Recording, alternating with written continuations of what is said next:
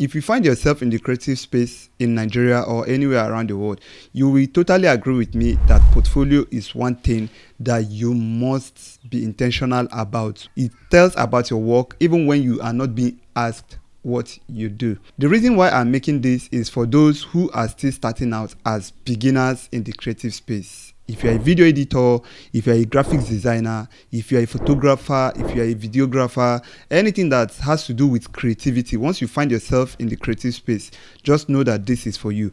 I can't overemphasize this because portfolio is one thing that sets you apart. Reason why I say this is because for any prospective employer, the one thing they want to look out for is what have you done. And imagine a situation whereby you got the opportunity to work with a renowned company, and all throughout your stay in that company you do not have anything that you've done all that while for you to be able to show that, okay, I have worked with company A, B or C.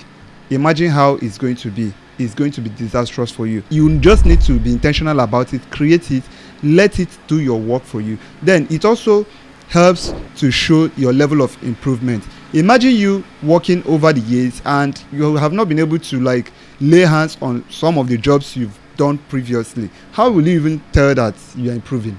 There is nothing to show that you've improved. And going ahead, you still even talk about getting to a point where you want to collaborate with people, like you want to venture into some form of collaboration, partner with people in that your field. One thing that those guys or those people will look out for is your benefits to them. When I say benefit, I'm not talking about money. I'm talking about the influence your presence or your partnership can do to their brand. A situation whereby you don't have a portfolio, how are they going to be able to collaborate with you? Like, how is this going to be of benefit to them? Come to think of it, you know that you are a failure. Like, nobody wants to associate with you. But if you have done something over time and you've worked on yourself, definitely anyone would want to.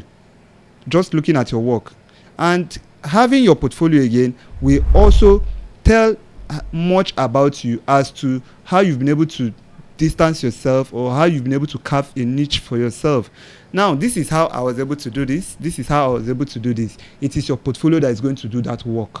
If you want to apply for any modern job these days, there are people that do not even require you to come for an on-site interview. All they just need is send your portfolio across. Even if you are going to drop your applications, you must definitely drop your portfolio. If you don't have it, you don't have it.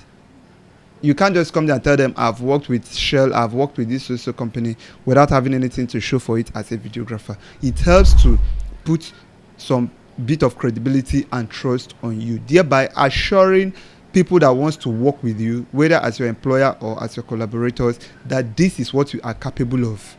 That is the enormous good that portfolio can do to you. You can even talk about the influence it has on you, looking at it that portfolio can take you where your leg will not take you. Somebody can come across your work on any social media platform or on any space, maybe like, because I know people, most especially on freelancing website like Upwork and Fiverr, they put out some of their gigs there just for them to tell their prospective clients that this is what they can do.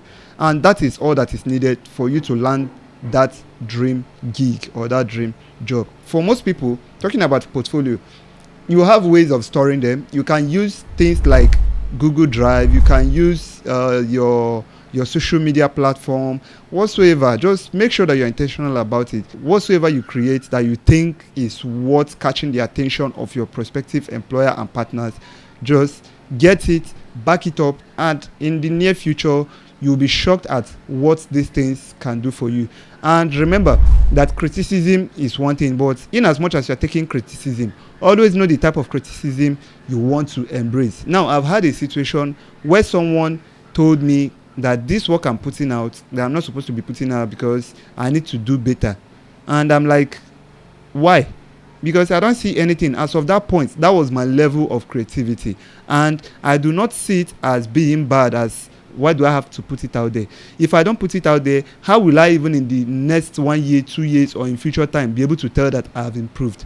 So all these and many more are things you should know. If you are just in that company for the working sake and you don't have any portfolio, you are doing yourself bad. So having said all this, I just believe that today you will take that bold step to start being intentional. Remember, the word is being intentional.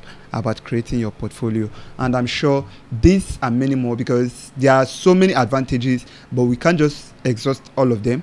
But I still believe that with this little point, you can start taking these things into consideration. So as a beginner creative, please do what to hit to some of this advice. And if you have any other opinion or suggestion regarding this, please, the comment section is open for you.